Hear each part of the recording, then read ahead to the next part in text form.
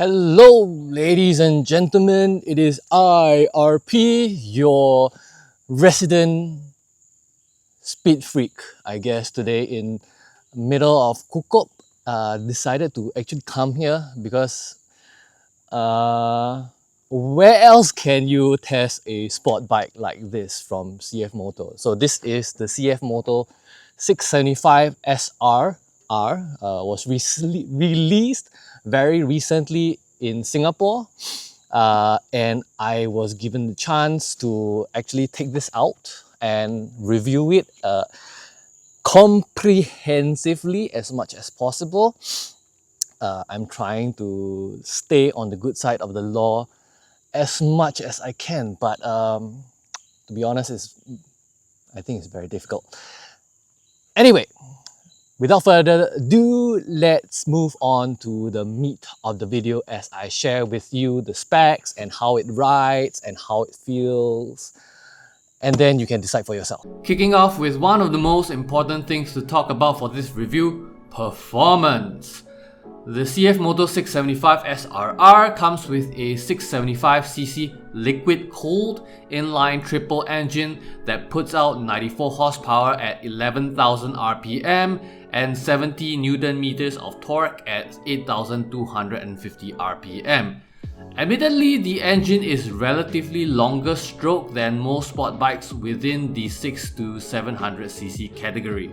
Initially, I was going to compare this to sport commuting machines like the Kawasaki Ninja 650 or the Yamaha R7 due to its price during the launch event. But after riding it, I immediately shifted my opinions and think it holds up very well as part of the 600cc competition replica segment. But the 675SR-R's engine is a weird one. It is miles more powerful than your run-of-the-mill Ninja 650 or R7. Yet contrary to logic, it obviously cannot hold a candle to the vastly more powerful Triumph Daytona 675. It's not even on the same level as the Daytona 660, ZX 636, or even the recent R6s. If anything, there is only one bike I can think of at the top of my head where the 675SR-R stands in comparison in terms of absolute power figures, and that is the Aprilia RS 660. Most of the power on the 675SR-R comes in much earlier than your typical 600cc sport bike, making it way more usable for street use. And the power delivery remains predictable and linear throughout the RPM range, very unlike machines like the R6s and Gixxer 600s of the 2010s. The ride-by-wire throttle is admittedly twitchy when feathering it. Low speed maneuvering feels like a binary all or nothing even when half clutched. But unlike the 800 MTX I had recently reviewed, there are no additional power maps available as sort of a clutch workaround for this. So for things like U-turns, I've gotten in the habit of rolling with the clutch under an idling engine. The 675 also handles very easily. As someone coming from a 2005 ZX6R, the difference is night and day. It leans into corners effortlessly and then changes directions just as fast on the same level of feel as riding a newer R6. The 41mm fully adjustable upside down KYB forks are surprisingly set slightly soft from the factory, but I don't feel every slight bump from the road like I would expect from most sport bike forks. The preload and rebound adjustable rear KYB monoshock on the other hand is set just as hard as I would expect, driving a lot of the force of speed bumps into my spine. You get a set of 17-inch alloy wheels and CST Migra S3N tires as stock. I feel the stock tires are pretty decent and grippy on the dry and hot Southeast Asian roads, but I've experienced slipping in the rear a few times when riding over puddles of water. Lastly, fuel efficiency isn't on the mind of most sport bike riders, but I will put it down anyway. While testing the bike on the open roads of Johor, I was easily getting around 20 km per litre, but to be more accurate to the Singaporean market where I'm from, I was getting at best 18 km to a litre domestically. With a 15-litre tank on the 675SR-R, I expect that most would get roughly a maximum range of about 270 kilometers on a full tank of petrol.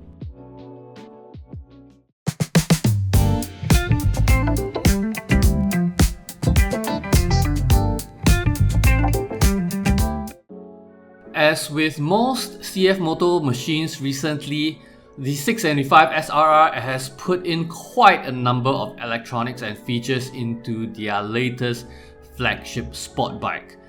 Starting with the TFT display, it reads incredibly clearly under direct sunlight. Not that sunlight is a problem when you spend most of your time shading the screen with your own body, and just like the 800 MTX, you get plenty of info readouts, including a TPMS. Again, it can also handle navigation, calls and music, but only if you make a one-to-one pairing with your account on the CFMoto app by registering the bike's VIN. It's convoluted, and I am going to assume for the most part, the vast majority of riders like me won't be half-assed to go through that procedure. For rider aids, the 675SR-R also comes with a basic steering damper, 2 levels of traction control that even at the highest level is thankfully unobtrusive and doesn't nanny you too much, and lastly, a bi-directional quick shifter for its 6-speed transmission. I felt the quick shifter to be surprisingly better on the 675SR-R than on the 800 MTX.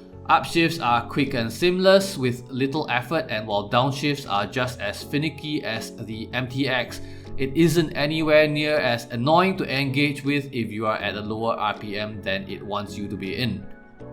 There is also an air duct to funnel air across the 675SR-R's twin 4-piston J1 brakes up front and cool it down under consistently heavy braking.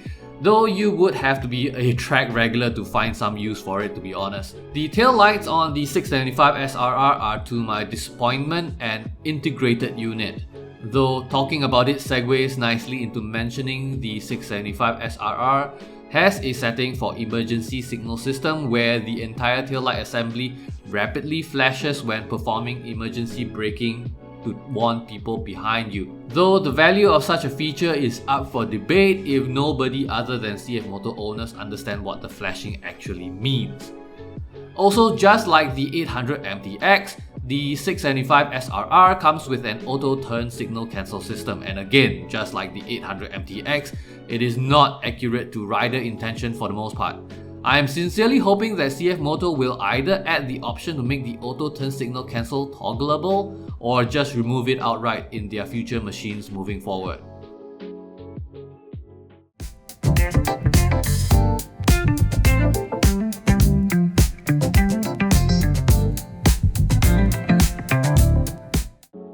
The 675SR-R sits among bikes with some of the most aggressive riding postures. It's more aggressive than the Daytona 675 or 2005 ZX6R. If memory serves me correctly, it is either just as aggressive and forward-leaning as the 2017 R6, if not slightly more. With my 177cm tall height and 85cm inseam, I was able to full crouch under the cowling while maintaining a safe distance between the front of my helmet and the edge of the windshield, and have loosey-goosey arms around the controls. I was also able to stay under the flow of heavy wind without having to fully tuck in either. Even though CFMoto gave me a bike with optional rear sets, it had been set very closely to the stock position, and I found it putting my feet high enough that my knees can essentially touch my elbows. But the stock position of the rear sets were also well placed to let me shift my weight side to side if need be. A lot of your weight while riding one of these bikes will be placed on your hands and wrists, and the 675SR-R's engine vibrated quite noticeably through the hand controls.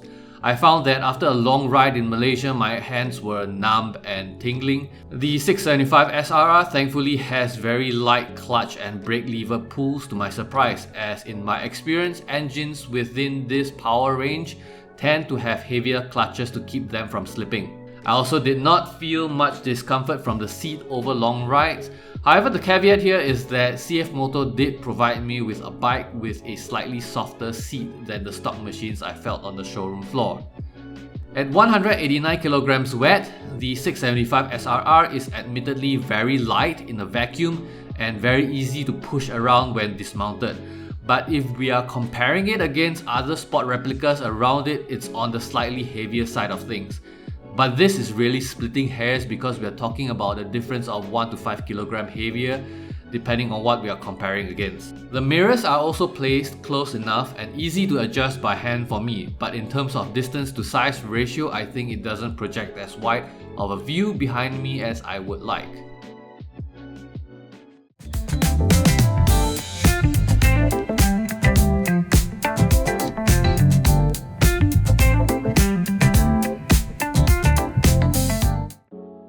Oh boy, hands down, 10 out of 10. Beautiful, bellissimo, utsukushi. The 675 SR-R is probably the first time I have ever given a CFMoto a standing ovation when it comes to everything about its aesthetics. The fairings are decidedly modern and sporty. The aggressive posture is matched with aggressive panel shapes that have sharp angles.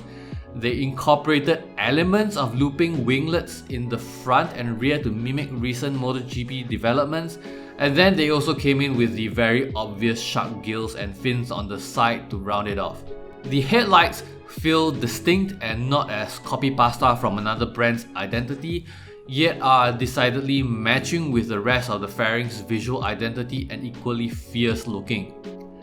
The stubby angular exhaust is slim and sleek, and the lines flow together with the rest of the lower fairings and swing up. I was not a fan of CFMoto's sterile corporate looking colours on most of their other white coloured bikes, but on the 675 SR-R they toned down the blue and made the primary colour dominant compared to the haphazard harlequinesque patterns of their ADV line. The only part I could find fault was the gaping hole in the center of the bike behind the cylinder block.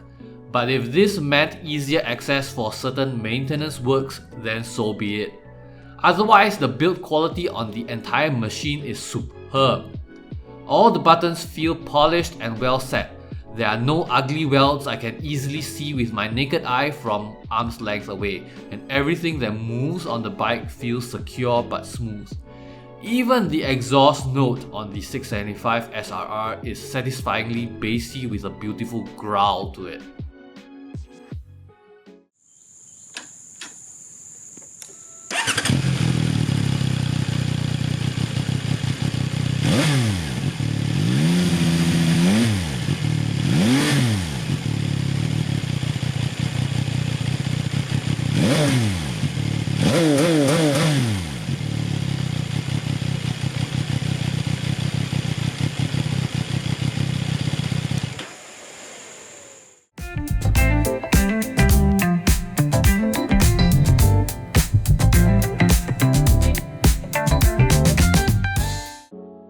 The 675 SR-R is solidly in the realm of a track machine or a weekend canyon carver.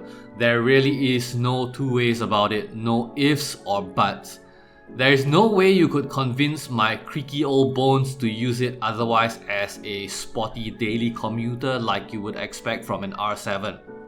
But unlike the other competition replica bikes I have mentioned thus far, where the decision points to buy one is really fuzzy and up to your level of brand loyalty or choice of aesthetics, the CFMoto 675 SR-R has a very distinct value proposition.